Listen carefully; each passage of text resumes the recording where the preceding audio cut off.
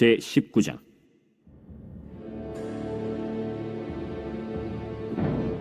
사울이 그의 아들 요나단과 그의 모든 신하에게 다윗을 죽이라 말하였더니 사울의 아들 요나단이 다윗을 심히 좋아하므로 그가 다윗에게 말하여 이르되 내 아버지 사울이 너를 죽이기를 꾀하시느니라.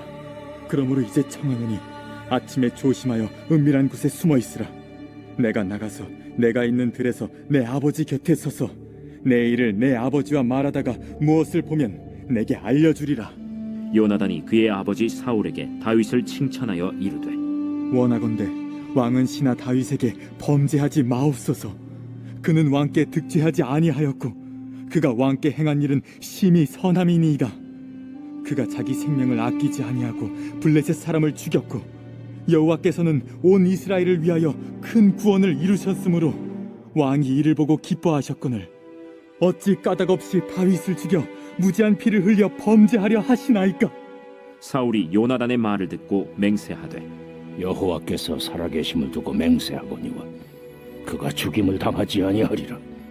요나단이 다윗을 불러 그 모든 일을 그에게 알리고 요나단이 그를 사울에게로 인도하니 그가 사울 앞에 전과 같이 있었더라.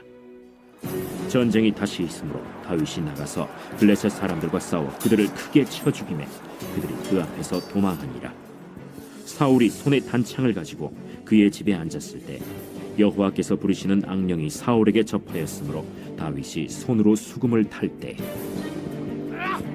사울이 단창으로 다윗을 벽에 박으려 하였으나 그는 사울의 앞을 피하고 사울의 창은 벽에 박힌지라. 다윗이 그 밤에 도피하매 사울이 전령들을 다윗의 집에 보내어 그를 지키다가 아침에 그를 죽이게 하려 한지라. 다윗의 아내 미갈이 다윗에게 말하여 이르되 당신이 이 밤에 당신의 생명을 구하지 아니하면 내일에는 죽임을 당하리라. 미갈이 다윗을 창에서 달아내리되 그가 피하여 도망하니라. 미갈이 우상을 가져다가 침상에 누이고 염소털로 엮은 것을 그 머리에 씌우고 의복으로 그것을 덮었더니 사울이 전령들을 보내어 다윗을 잡으려 하매 미갈이 이르되 그가 병들었느니라. 사울이 또 전령들을 보내어 다윗을 보라 하며 이르되 그를 침상째 내게 들고 오라. 내가 그를 죽이리라.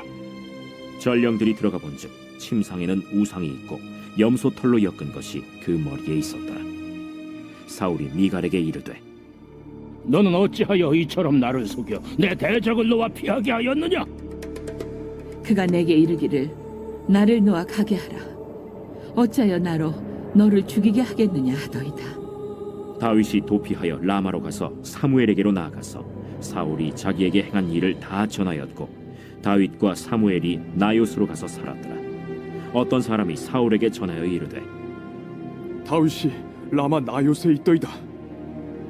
사울이 다윗을 잡으러 전령들을 보냈더니 그들이 선지자 무리가 예언하는 것과 사무엘이 그들의 수령으로 선 것을 볼 때 하나님의 영이 사울의 전령들에게 임하매 그들도 예언을 한지라.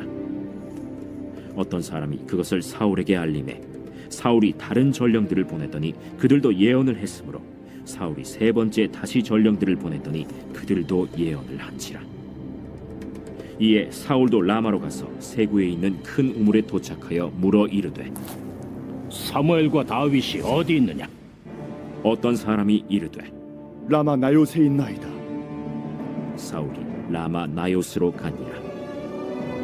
하나님의 영이 그에게도 임하시니 그가 라마 나요스에 이르기까지 걸어가며 예언을 하였으며 그가 또 그의 옷을 벗고 사무엘 앞에서 예언을 하며 하루 밤낮을 벗은 몸으로 누웠더라. 그러므로 속담에 이르기를 사울도 선지자 중에 있느냐 하니라.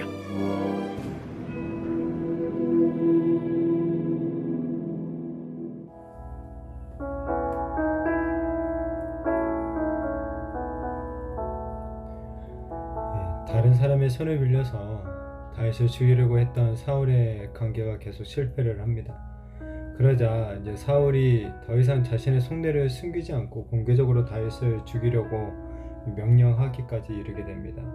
다윗을 향한 질투와 이 미움 그리고 자기 안에 있는 분노로 말미암아 사울은 자기 통제력을 완전히 상실해버린 거죠. 이런 사울과 달리 아들 요나단은 다윗을 향한 사랑과 그 우정이 변하지 않습니다. 어쩌면 요나단에게 있어서도 이 다윗은 후계자 자리를 놓고 경쟁할 이 대상처럼 보일 수도 있겠지만은 요나단은 자기 생명처럼 사랑했던 그 마음을 계속 유지하죠. 이에 요나단은 다윗에게 위험을 알려주고 한편으로는 아버지 사울에게 이 다윗을 죽이려는 시도가 얼마나 이 악한 일인지를 갖다가 직언을 하죠. 요나단은 사울을 설득하면서 다윗이 사울과 이스라엘에게 행한 일을 갖다 칭찬해요. 무엇보다도 다윗이 자신의 생명을 아끼지 않고 이 골리앗과 싸웠던 일을 갖다가 언급하면서 하나님께서 그런 다윗을 사용해서 이스라엘에게 큰 구원을 베푸셨음을 말합니다. 다윗은 그러니까 사울의 경쟁자가 아니라 하나님께서 이스라엘을 구원하시기 위해 들어쓰신 하나님의 사람이고 그 하나님과 사울에게 충성스러운 신하가 된다라는 거죠. 따라서 이 다윗을 죽이는 것 결국엔 무지한 피를 흘리는 그런 죄를 범하는 것과 같다라는 그런 직언을 하죠. 이 요나단의 이런 직언은 어쩌면 위험한 발언일 수도 있지만은 요나단은 다윗처럼 사울보다는 하나님을 더 두려워했기 때문에 가감없이 그런 직언을 할 수 있었던 것이죠. 나중에도 이제 더 보겠지만은 요나단과 다윗의 사랑과 우정은 진정한 것이었음을 우리는 엿보일 수 있습니다. 이처럼 진정한 사랑과 우정은 이 손익을 따지지 않고 상대를 위해 기꺼이 자신을 희생하는 거죠. 또한 들어야 할 말이라면 아프더라도 해야 되는 거고 하나님 앞에서 맺은 약속을 신실하게 지키는 것이라고 볼 수 있습니다. 요나단의 직언에 사울은 잠시 분노를 잠재우죠. 그리고 하나님의 이름으로 이 다윗을 죽이지 않겠다라고 맹세합니다. 그러나 그 맹세는 오래가지는 못하죠.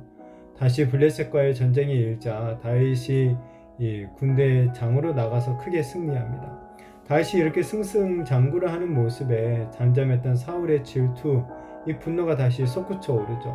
결국 악령에 사로잡혀서 괴로워하는 사울을 위해서 다시 이 수금을 타는데 사울이 또 창을 던져서 그런 다윗을 죽이려고 하죠. 다윗이 자기 집으로 이제 피신하자 사울이 군사들을 그 집으로까지 보냅니다. 다윗을 죽여서라도 잡으려고 시도를 하는 거죠. 그러나 이번에는 다윗의 아내이자 사울의 딸인 미갈이 다윗이 도망할 수 있도록 도움을 줍니다. 아들 요나단은 사울의 계획은 요나단은 사울의 계획을 갖다 참된 말로 설득해서 가로막았고 이 딸 미갈은 거짓말로 사울의 계획을 좌절시킨 거죠. 일전에 이 사울이 자신의 딸을 이용해서 다윗을 제거하려고 했었죠. 그런데 오히려 지금은 이 다윗을 사랑한 자기 딸에 의해서 속아 넘어가서 다윗을 놓치고 말았죠. 사울은 이런 이 병적인 분노와 탐심 때문에 아들과 딸의 관계까지도 잃어버리고 만 거예요. 아들과 딸의 관계가 깨지면서도 이 다윗을 계속 죽이려고 했던 그 모든 시도들 또한 실패를 하고 있죠. 모두 사울이 스스로 자초한 일이라는 거죠.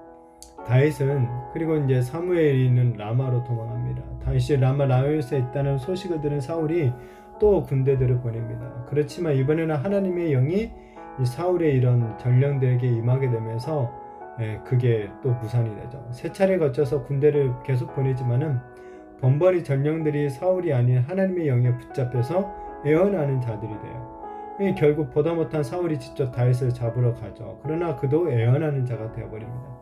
그런데 이제 여기서 사울이 애원하는 그 모습을 보면 참 부끄럽기 짝이 없어 보입니다. 크가 크고 준수하고 겸손하고 또 용맹했던 사울이 이제는 자기 자신도 가누지 못한 채 벌거벗은 그런 부끄러운 모습으로 누워서 애원을 하고 있어요.